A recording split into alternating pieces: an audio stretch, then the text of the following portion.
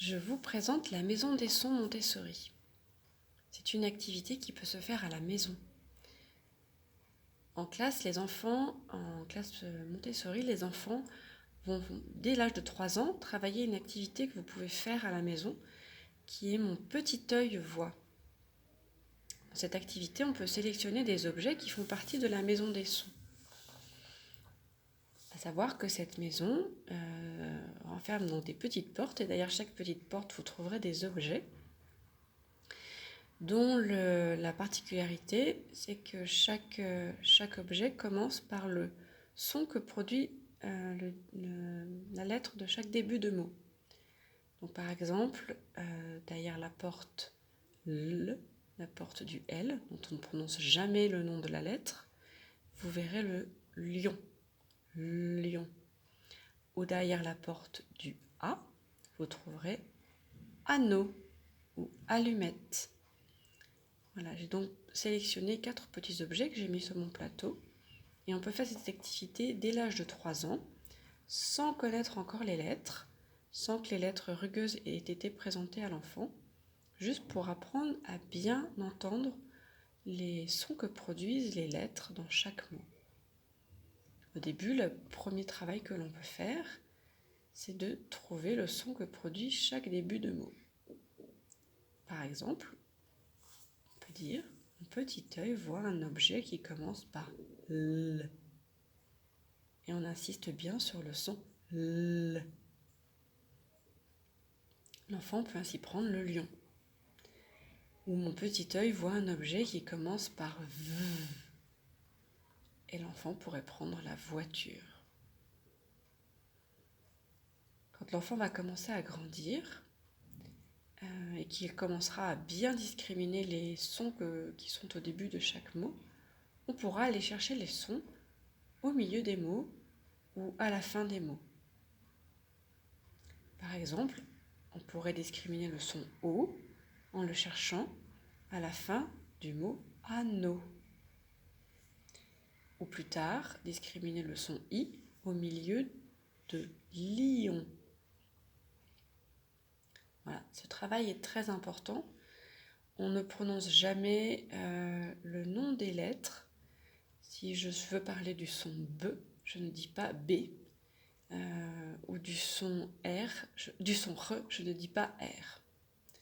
C'est important parce que l'enfant va apprendre à lire beaucoup plus facilement et de manière beaucoup plus simple en ne connaissant d'abord que le son que produit chaque lettre.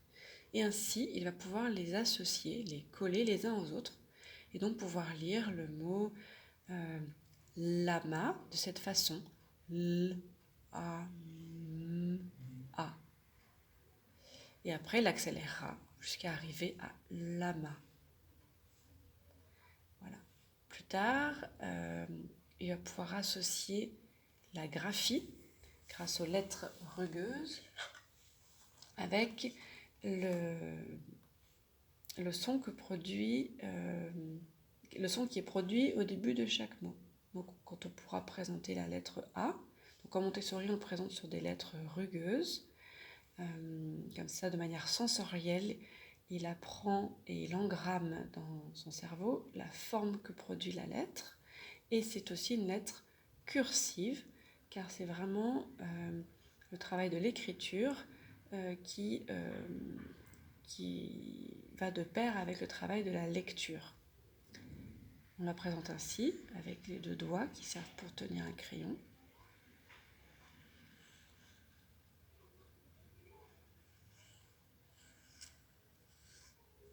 A. Et vous voyez que j'ai tracé lentement, je peux le faire même encore plus lentement parce que l'enfant aura tendance à accélérer, et aussi pour qu'il voit bien dans quel sens se trace la lettre. Donc il peut y avoir des activités une fois que l'enfant a vu plusieurs lettres, qu'il en connaît déjà plusieurs. On peut, par exemple, chercher les objets qui vont avec les lettres qui lui ont été présentées. On peut travailler aussi avec un papier et un crayon quand l'enfant maîtrise bien la tenue du crayon. On peut travailler aussi avec un plateau de sable. On peut faire une autre activité quand l'enfant commence à vraiment bien repérer tous les sons qui sont à l'intérieur d'un mot. Il peut prendre une voix de robot en disant « Je vais parler comme un robot. Donne-moi l'objet ou l'objet anneau. » Voilà, comme ça, c'est un jeu rigolo qui les amène à vraiment discriminer chaque son présent dans le mot. Il y a 1001 autres façons d'utiliser cette boîte. Il faut vraiment respecter plusieurs choses. La première, c'est de ne jamais prononcer le nom de la lettre, mais que le son qu'elle produit. Ensuite, on ne cherche pas l'orthographe. Par exemple, si dans la case du J, donc du je, il y a une girafe, c'est parce qu'on entend bien le son je, indépendamment de comment cela s'écrit. L'orthographe viendra après. Et à ce moment-là, il verra qu'il y a plusieurs façons d'écrire le son je. Voilà, pour l'instant, on n'essaye que de discriminer le son que produit majoritairement chaque lettre. Donc par exemple, pour la lettre G, c'est le son G que l'on présentera à l'enfant. Et pour la lettre C, c'est le son que. Voilà, même si de temps en temps, il peut faire S en présence du I ou du E. Voilà. Vous voyez qu'il y a également des digrammes. Il y a le son OU, CHE et OUA qui ont pris leur place dans cette maison des sons. Bien entendu que ce sont des sons plus complexes parce qu'ils s'écrivent avec 2 lettres, des digrammes. Et ça, on le présentera aussi beaucoup plus tard à l'enfant. Mais on peut tout à fait jouer à mon petit œil-voix avec ces objets-là, puisque ça n'est pas la graphie qui importe au début, mais vraiment la discrimination des sons. Et le son OU est vraiment un son qui peut discriminer.